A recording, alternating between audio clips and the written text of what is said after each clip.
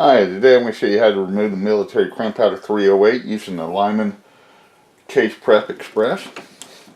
As you can see, this one is crimped. I cannot get it to feed into the case. So what I'll do is I'll get my tool on my Case Express. It kind of looks like a screwdriver type end, like a Phillips type screwdriver.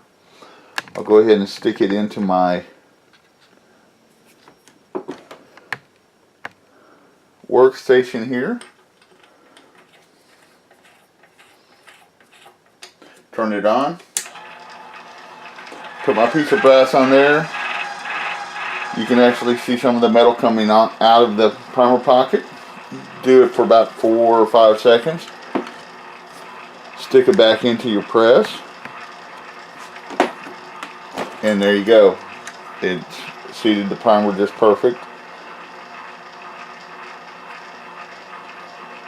Thank you and have a nice day. Please subscribe to my videos.